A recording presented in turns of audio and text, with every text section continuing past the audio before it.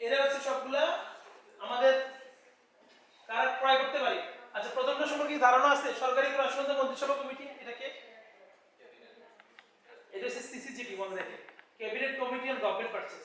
100 কোটি টাকার উপর গুডস ওয়ার্ডস, 50 কোটি টাকার উপর সার্ভিস কিনতে হলে এই কমিটির কাছে যেতে হবে, এটা অনুমোদন দিতে হবে ওনারা। আর এখানে তেমন কিছু বলার নেই। এটা একটু গুরুত্বপূর্ণ, যেমন গতকাল একটা বিল আসছে আমার কাছে, একটু খেয়াল করেন। প্রজেক্টের একটা বিল, এটা 24-25 অর্থ বছরের ওনারা 19 জন আবেদন করছে। ফিল্ড অফিস আবেদন করছে না হেড অফিসের কাছে, ওদের বিলগুলো আবার হেড অফিস থেকে আমার কাছে আসে। না সরি, ভুল বললাম, ওই ঠিকাদার 19 তারিখে বিলটা আবেদন করছে, সবই ঠিক আছে, কিন্তু অফিস থেকে কোনো কারণে দিতে পারে নাই, 30 জন শেষ। তাহলে আমার অফিস থেকে আপত্তি দিয়ে ফেরত পাঠাচ্ছে যে যেহেতু অর্থ বছর শেষ হয়ে গেছে, তাহলে এখন বিলটা পাস করা যাবে না। ওই এক নম্বরটা দিই।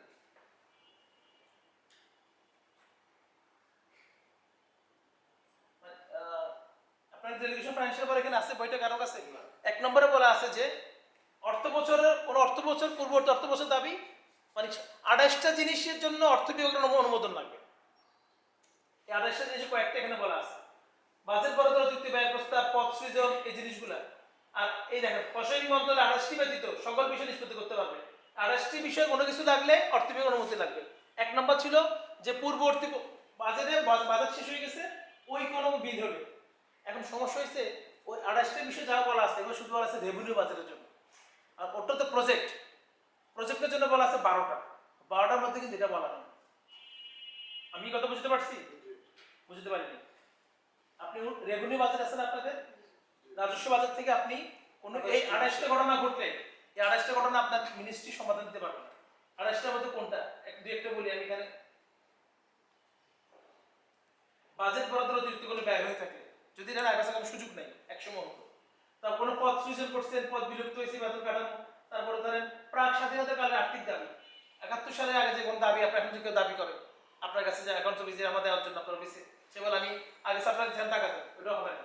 5 লক্ষ টাকার অধিক কোনো কিছু নষ্ট হয়ে যায়, কর্মচারী কোনো ঋণ, অর্থ বছর বহির্ভূত কোনো আর্থিক অঙ্গীকার, এই সংশ্লিষ্ট অর্থ বছর বহির্ভূত আর্থিক অঙ্গীকার, মানে আপনি গত বছর কাজটা করছেন, সবকিছু করছেন, নিছেন, ওনা বিল পেমেন্ট করবেন বলছেন, কিন্তু পেমেন্ট করতে পারেন না।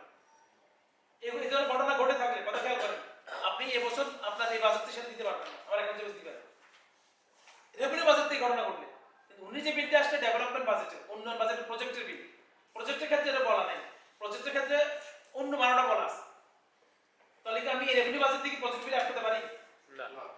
তা আমার কাছে নিয়ে আসছে, স্যার ওনারা এই দাবি করছে, বিলও অনেক বড়, 3 কোটি টাকা। তো শেষে আমি বলছি না, এটা আপনি দিতে পারবেন, কারণ এটা তো ওদের সেটা দিয়ে সংশ্লিষ্ট অর্থ বছর বহির্ভূত আর্থিক অঙ্গীকার ফেরত দিচ্ছে বিলটা। বিষয়টা বুঝতে পারছি কিনা? ওরাও জবাব দিচ্ছে। আমি চিন্তা করছি আমি এটা ছবি তুলে রাখবো, আপনাদের ট্রেনিং সেশনে মাঝে মাঝে একটু দেখাবো এই বিল এভাবে আসছিল, কি জবাব হয়েছে। তো এই জিনিসগুলো আপনি একটু মাথায় রেখেন। 7 লক্ষ টাকার উপরে যে অগ্রিম নেন আনুষঙ্গিক ব্যয়ের জন্য, আপনাদের ঢাকায়, আমাদের ঢাকার মধ্যে আছে বড় বড় 7 লাখ টাকা পর্যন্ত ইন্টারেস্ট অগ্রিম হাতে রাখতে হবে। এর বিষয়ে আপনার প্রয়োজন হয় অর্থ বিভাগ অনুমোদন নিতে হবে। যেমন আমরা আইডাসে বিভিন্ন ট্রেনিং করাই, একটা ট্রেনিং এ বড় বড় ইয়াতে পার্টিসিপেন্ট দেখা যায় পুরো বাংলাদেশে আমার অ্যাকাউন্ট অফিস খরচ হয় 15-20 লাখ টাকা। তো 20 লাখ টাকা যে আপনি যে ট্রেনিং করাবেন, আপনার ক্যাশ টাকা থাকতে হবে না, তো দেখা যায় 25 লক্ষ টাকা অগ্রিম নিচ্ছি, অগ্রিম জন্য অর্থ বিভাগের কাছে ফাইল পাঠাতে হবে। বলেন। এটা হচ্ছে আমরা যেমন গতবার উৎসব অনুষ্ঠানে যেমন টাকাটা লক হয়ে যাওয়ার কারণে 21শে মার্চ, যে 26শে মার্চ 21শে ফেব্রুয়ারি যে অনুষ্ঠানগুলো হয়েছে, এখানে যে বিলগুলো এগুলো তো পাস হয় নাই, যেহেতু অর্থ ছিল না। এই অর্থ বছরে ওই বিলগুলো কি করা যাবে, পাস করা যাবে? এই অর্থ বছরে যখন অনুষ্ঠান সভাপতিতে যখন বরাদ্দ আসছে না, নিয়ম অনুযায়ী তো ওই বছর বাজেট ল্যাপস, বাজেট তো শেষ তো হয়েছে, খরচ আপনি আপনি এটা করছেন কেন? আপনি বাজেট না করতে বলছে কি? আমার অবস্থা সেটাই বলি। যেমন গতবার 5 আগস্ট যেন ঘটনা করছে, দেখেন তারপরও মানুষজন 15 আগস্ট পালন করার সুযোগ আছে, 15 আগস্টের বিল পালন টালন করে 20 আগস্ট বিল নিয়ে আসছে। এটা স্যার আবেগ থেকে করছে। আরেকটা বিষয় আছে আমি আর বলবো কান্নাকাটি, ঠিক আছে কান্নাকাটি, সবকিছু কান্নাকাটি। আরেকটা বিষয় হয়ে যায় স্যার, এটা কিন্তু টাকা দেখা যায়, আইবাসে দেখা যায় যে খরচ করতে পারবেন না, কিন্তু বিল গেলে তখন বলে যে না আপনার টাকা 50% হয়ে যাবে। স্যার এই ক্ষেত্রে আমার কোশ্চেনটা ছিল ঠিক একই জায়গায়, সেটা হচ্ছে যে আমার আইবাসে টাকা দেখাচ্ছে, আমি বিল জমা দিচ্ছি, যে এখন জমা একটা এখন খরচ করার পরে এখন এখানে তো যদি বিল যদি দেখায় সেক্ষেত্রে তো খরচ করা যাবে না না আপনি টাকা দেখাবে কেমনে? আপনি তো অলরেডি সার্কুলার করে বলেই দিয়েছি সব 50% হয়ে গেছে এই খাতে। তো আমার আই কাছে দেখাচ্ছে। শো করে কিন্তু টাকা আচ্ছা আপনি যেটা বলতেছেন আমি স্যার তো আই বলে দিতে পারি বাসের আপনাদের টিকিটটা জন্য। দেখাচ্ছে স্যার। আই বাসে যখন খরচ অর্ধেক হয়ে যাবে, অর্ধেক যাতে আপনাকে দেখায়। এটা বলতে যাচ্ছেন? না না না তাহলে? আমার এখানে আই বাসে সাপোজ 25,000 টাকা দেখাচ্ছে। দেখাচ্ছে। এখন এই 25,000 টাকার মধ্যে আমি খরচ করলাম, আমি অফিসের খরচপত্র করলাম নিজের পকেট থেকে। নিজের পকেট থেকে না, নিজের পকেট থেকে করলাম সেটা খরচ। আমি তো ম্যাক্সিমাম গুলো হচ্ছে আমার স্টক এন্ট্রি করার পর হচ্ছে আমার বিল পাস করতে হচ্ছে। তো সেক্ষেত্রে আমি স্টক এন্ট্রি সব কিছু আমি দিলাম। এখন দেওয়ার পরে আমি বিল যখন সাবমিট করলাম, এজি অফিস বলতেছে যে আপনার কোটে টাকা নেই, আপনার কোড ফেস করে দিচ্ছে। হ্যাঁ এখন এই ক্ষেত্রে আমার করণীয়, দেখাচ্ছে যে টাকা আছে।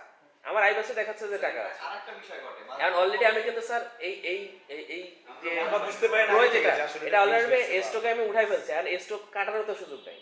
এখানে আরেকটা বিষয় ঘটে, মাঝে মাঝে দেখা যায় যে এজি অফিস বলে যে টাকা নাই, হচ্ছে না, বিল ফেরত আসতেছে, আবার শেষের দিকে গিয়ে মে জুনের দিকে গিয়ে আবার হচ্ছে খুলে দেয়, আবার বিল কিছু কিছু পাস হয়ে যায়, এরকমটাও ঘটে। এটা কখনো ঘটে? স্যার কানাবাজি খেলে আমাদের সাথে। না, ওই ঘটনা আমার সাথে ঘটে না, কিন্তু এই আমি ঘটনা যেটা বুঝতেছি ভাই, ওরা সরাসরি অর্থ বিভাগের অর্ডার করে যে এই খাতে বাজেট 50% সংকোচন করা হবে। তাহলে আপনি যখন ওই খাতটা আপনার যদি পড়ে 25,000 টাকা থাকলেও আপনার খাতটা বলা আছে এখানে 50% সংকোচন হয়ে গেছে, তাহলে আপনি 12,500 টাকা আপনি হিসাব করে কাজ করতে হবে আপনাকে। আমি এই কথা বুঝতে পারছি? স্যার না, সেটা স্যার বুঝছি, স্যার, কিন্তু আমার- টাকাটা থাকবে, টাকা কিন্তু ওরা সরাবে না। তবে আমি এটা তো আপনাদের প্রস্তাবটা আমি বলতে পারি যে আইবাসকে এই যেটা আমি আইবাসের সাথে কাজ করি বলতে পারি যে বাজেট 50% হয়ে যাবে, অন্যদের 50% কলাম দিয়ে দেখা যায় মানে ফিগার 50% আমার যেটা আছে জায়গাটা সেটাই করা না। আছে। তাহলে তাহলে আপনার জন্য কনফিউশন হবে। এখন স্যার এখানে কিন্তু আমার লোক বলবে যে সে তো অলরেডি আদেশ পেয়ে গেছে, তার এখানে 50% কমে গেছে, সে খরচ করবে কেন? আমাদের যেটা না, ওইটা তো বুঝতে feasible একটা হইতেছে। নির্দেশনা দেয়া আছে। এখন স্যার এই জায়গায় যে আপনাদের যদি কোনো বিল এরকম থাকে তাহলে এজি অফিস থেকে করায় নিয়ে আসবেন যে বাজেট বরাদ্দ না থাকার কারণে বিলটা পাস করা গেল না। আগামী অর্থ বছরে টাকা দিব, ওখান থেকে করায় নিবেন, এরকম একটা আচ্ছা এটা আছে মনে করেন টিএডি এর ক্ষেত্রে ব্যক্তিগত, মানে বেতন ভাতার ক্ষেত্রে বেতন ভাতার কোনো সুবিধা আমাদের হবে না। আপনি যদি 2 বছর আগেও যদি কোনো না পান সেটা এখন উত্তোলন করতে পারবেন, তবে সেটা উল্লেখ থাকতে হবে। স্যার এটা যে আমরা স্যার স্টকে যে উঠাই ফেলি, স্টক তো কাটার সুযোগ নেই। স্টকে একবার উঠাই ফেললে কাটার সুযোগ নেই, আর স্টকে উঠানো ছাড়া তো না আমার কথা হচ্ছে আপনি বিলও পাস করা স্টক যাচ্ছে না। শুনুন ভাই, 25,000 টাকা আপনি ধরতেছেন কেন? আমি যখন জানি যে আমার এই খাতে বলে দিছে 50% সংকোচন হয়ে গেছে, স্যার তাহলে আমি 12,500 ধরে আমি কাজ করব। স্যার আমাদের 12,500 আপনার আছে। স্যার হ্যাঁ স্যার আমাদেরকে যখন বাজেট ডিসবার্স করা হয় তখন আমাদের মানে যিনি কাজ করেন ওই অফিসারই আমাদেরকে বলে দেয় যে আমরা হেড অফিস থেকে এই 50% বাদ দিয়েই আমরা আপনাদেরকে দিছি, আপনারা পুরোটা খরচ করতে পারবেন। তাহলে তো সমস্যা আছে। যদি এই কথা হেড অফিস থেকে বলে দেয় 50% বাদ দিতে, তাহলে আপনি পুরোটা আপনার খরচ হওয়ার কথা। কিন্তু আমরা তো করতে এই- পারি। এই- ফ্রিজ হয়ে গেছে। তারপরে ফ্রি হয়, মানে দেখা যায় যে পুরো কোডেই ফ্রি। তাহলে আপনার অফিস ভুল করতেছে। না না এটা রাইট। আইপিএসের আপনার অফিসকে বলা উচিত যে আপনি আমাকে ফুল টাকা দিবেন। ওরা 50% অর্ধেক করবে কেন? কারণ আমার বলা আছে প্রত্যেকটা উপজেলা যার যার কোডে যাবে, ওই কোড টাকা যাওয়া মাত্র যা দিবেন তারা অর্ধেক হয়ে যাবে। তার মানে আইবাস ট্রিট করতেছে যে আমাকে ফুল টাকা দিতে, ফুল টাকা এখান দিচ্ছে, থেকে অর্ধেক কাটবে। এটা আমরা সেটাই জানি। আপনার অফিস যেখানে আবার মেকানিজম করে অর্ধেক করে দিচ্ছে, তাকে তো করার ক্ষমতা দেওয়া হয়নি, তাকে তো ফুল দিতে বলা হয়েছে। ভুল তো আপনার অফিস করতেছে, আমি তো আপনার একার জন্য অফিস চেঞ্জ একটা করতে হবে। কমিউনিকেশন গ্যাপ হচ্ছে। আপনার তো অফিসে বলতে হবে যে আপনার অফিস কিন্তু এটা করার ক্ষমতা রাখে না, সে অর্ধেক করতে পারে না। সে আপনাকে 50,000 পুরাই দিতে হবে, আইবাসে 50,000 টাকা হবে, কিন্তু আপনি খরচ করবেন 25, পারবেন 25। না এটা আপনাদের নিজেদের এই না না 50% যখন করে দিচ্ছে তখন, আর যদি ধরেন আপনি 25,000 দিলেন, কিন্তু 12,500 পারতেছেন না, তখন আপনি আবার বাজেট দেন, কারণ সে ওনার তো 50,000 প্রাপ্য ছিল। আপনার দেখে কি এগুলো দেখে কি এগুলো জিনিস? আচ্ছা ওনারা আমার সাথে কথা বলতে বলবেন, তাহলে আমি বলে যাবো যাতে এটা ঠিকঠাক করে দেয়। স্যার, একটা বিষয় একটু জানার ছিল স্যার। একটা বিল বা ভাউচার এটার মেয়াদ কতদিন থাকে? যেমন একজন দোকানদারের কাছ থেকে একটা ভাউচার আনলাম, এটা কতদিন পর্যন্ত সাধারণত অর্থ বছর মধ্যে বিল তোলার জন্য যদি মে মাসে দেয় বা জুন মাসে বিল দেয়? ভাই আপনি একদিন আগে কিনলেও অ্যাডভান্স যখন ওই অর্থ বছর বাইরে কোনো কিছু রাখেন না, অর্থ বছরের মধ্যে আপনি সেটা খরচ করবেন। আমার জিএফআরে বলা আছে ভবিষ্যতে বাজেট পাওয়া যাবে এই প্রত্যাশা কোনো খরচ করা যাবে না। এটা আইনগতভাবে আমি ভাবতেছি আমার তো শেষ করে দেওয়া দরকার, আমারও আরেকটা মিটিং আছে। কালকে সকালে তো আবার দেখা হইতে পারে, দেখে আসি তাহলে বাকি কথা স্যার হবে। কালকে সকালে আসেন স্যার। আর বিশেষ করে আপনাদের ফিল্ড লেভেল অনেক ধরনের সমস্যা, আমি চাই আপনাদের কাছ থেকে শুনেন কি কি সমস্যা আপনার ফেস করে, আমি লিখে দিব যাতে এগুলো পরবর্তীতে আমি পুরো বাংলাদেশে 452 সমস্যা আছে ওগুলো অ্যাকাউন্ট সার্ভিসের মাধ্যমে পেয়েছে।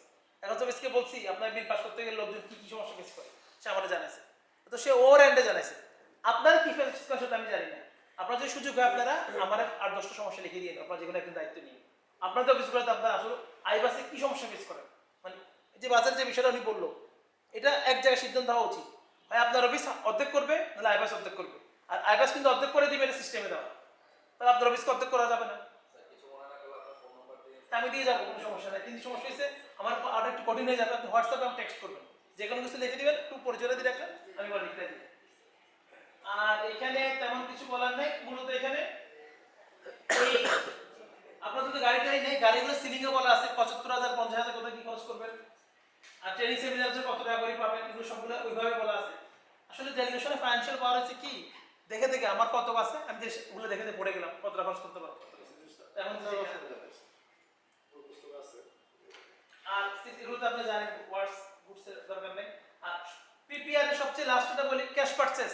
ক্যাশ পারচেজ আমি 75,000 করতে পারবো সর্বোচ্চ হেড অফিস, জানেন কি না? জি স্যার। আপনার কত পারবেন উপজেলা, আমি সেটা জানতে চাই। 40 জেলা পর্যায়ে 60 জেলা বিভাগ জেলা 60 জেলা বিভাগ আর বেচারা 15 লাখ হয়েছে 10 লাখ স্যার এটা লাগে তো।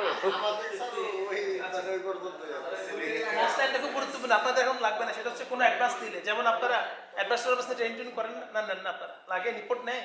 আচ্ছা, এই ক্ষেত্রে একটা প্রশ্ন করি স্যার, আমরা যখন অ্যাডভান্স দেওয়ার কথা বলি তখন এজিএফএস বলে যে আপনি তাহলে এটা একটা অনুমোদন নিয়ে আসেন। অনুমোদন তো নিবে কোথেকে? আর আমার স্যার অফিস প্রধান স্যার আমার আমার বলতেছে যে আমরা অনুমোদন অগ্রিমের জন্য দিতে পারবো না, এটা আবার স্যার, উপজেলা ministry করতে দিতে হবে। পারবে। ও 2 মাসের মধ্যে আপনি যা অ্যাডভান্স দিবেন কোনো টাকা, কোনোটা আছে আপনার অফিস বলবে 2 মাসটা অ্যাডভান্স দাও, তা দিচ্ছি, প্রতিনিয়ত আমরা করতেছি। স্যার আমার যে উপজেলা অ্যাকাউন্ট অফিসার উনি বলতেছে আমরা যখন বাজেট ব্রেকআপটা দিই ওনাদেরকে বলছে ওই লেখা বাজেট থাকে। ব্রেকআপে যদি লেখা থাকে যে এই প্রশিক্ষণ কার্যক্রম পরিচালনার জন্য এত অগ্রিম percentage নেওয়া যাবে, উত্তোলন উত্তোলন করা যাবে, তাহলে ওনারা দিয়ে দেবে। এখন যেহেতু আমাদের বাজেট ব্রেকআপে লেখা থাকে না এই জন্য দেয় না।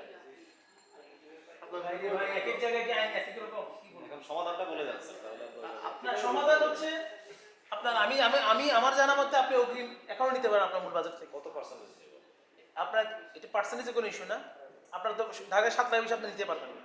তো এক্ষেত্রে আপনাদের 2 লাখ টাকা লাগবে, 3 লাখ টাকা লাগবে, আপনি নিলেন, নিয়ে সেটা আপনি সমন্বয় করতে হবে পরের বিলের সাথে। কিছু সব ট্রেনিং তো আপনি নিজে পকেট থেকে দিয়ে আপনি ট্রেনিং চালাতে পারবেন না। অনেকে শুনে আপনাদের নিজের পকেট থেকে ট্রেনিং চালা পরে বিল করে নেন, এটা তো দুঃখজনক। একদিন আমার কতবার বললো এক ডাক্তার, বললো যে স্যার আমার বাবা খুবই দুঃখ পাচ্ছে, কি চাকরি করছ তুই, প্রতি মাসে আমাদের 50,000 টাকা তুই একটা অফিসার অঞ্চলে নেন, এটা করে চাকরি হলে তো। আমি খুবই লজ্জা পাইছি এবং কিছু কষ্ট পাইছি, আসলে ঘটনা সত্যি। এটা করতে হবে স্যার, কিছু করার নাই। কিন্তু এটা এখানে নিয়ম আছে যে আপনি ওই হোক 20,000 টাকার একটা ট্রেনিং করবেন, আপনি এটা আপনি আগে তুলে নিতে পারবেন, নিয়ে আপনি খরচ করে সমন্বয় বাজার জমা দিবেন। সেটাই বলা ছিল যে ট্রেনিং শেষ হওয়ার 2 মাসের মধ্যে অথবা 30 জুন যেটা আগে করবে এর মধ্যে কাজটা করবে। এজিএফএস সহযোগিতা দেয় না করে তো না স্যার। এই বিষয়ে।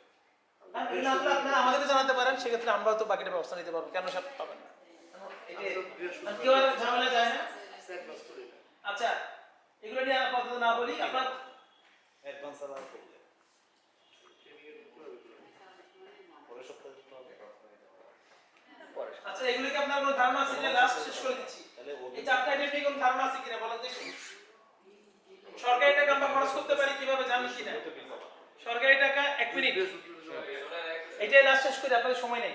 সরকারি টাকা আমরা খরচ করি কিভাবে?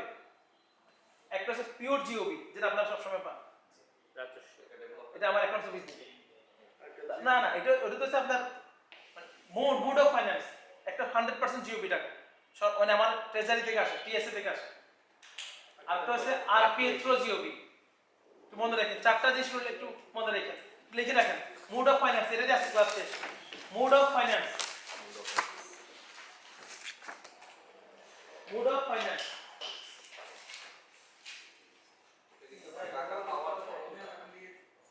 মোড অফ ফাইন্যান্স লেখেন এক, নিচে মোড অফ ফাইন্যান্স এক লেখেন, জিওবি বা ফুললি জিওবি যেটা বলি, জিওবি বা ফুললি জিওবি, ঠিক আছে কিনা? এটা আপনি অ্যাকাউন্ট সার্ভিস থেকে নিচ্ছেন। 2 নম্বর আরপিএ, বড় হাতের সব, আরপিএ থ্রো জিওবি। আরপি মানটা দেখেন এখানে, আরপি এটার ফুল মিনিংটা যদি সবই বলে দিচ্ছি। আরপিএ থ্রো জিওবি, রিইম্বার্সমেন্ট, হ্যাঁ, রিইম্বার্সেবল প্রজেক্টেড, স্যার বলে দিচ্ছি। আরপিএ থ্রু জিওপি, এটা হচ্ছে কিছু কিছু দেশ আমাদেরকে বলে, ওয়ার্ল্ড ব্যাংক বলে তুমি তোমার টাকা দিয়ে দিবে আর খরচ করবা কেনাকাটা, আমি তোমাকে 10 বিলিয়ন আমি তোমাকে লোন দিব, 100 কোটি তোমার আমি লোন দিব, কিন্তু আমার মোড অফ ফাইন্যান্স হচ্ছে আরপিএ থ্রু জিওপি, লিখিত কন্ডিশন। আরপিএ থ্রু জিওপি মানে তুমি আগে নিজে খরচ করবা 100 টাকা, খরচ করে আমার কাছে সেটা দাবি করবা রিইম্বার্সমেন্ট, আমি তো রিইম্বার্সমেন্ট করবো তোমার। তাহলে এই ধরনের প্রজেক্টগুলোর ক্ষেত্রে আমরা যেটা করি যে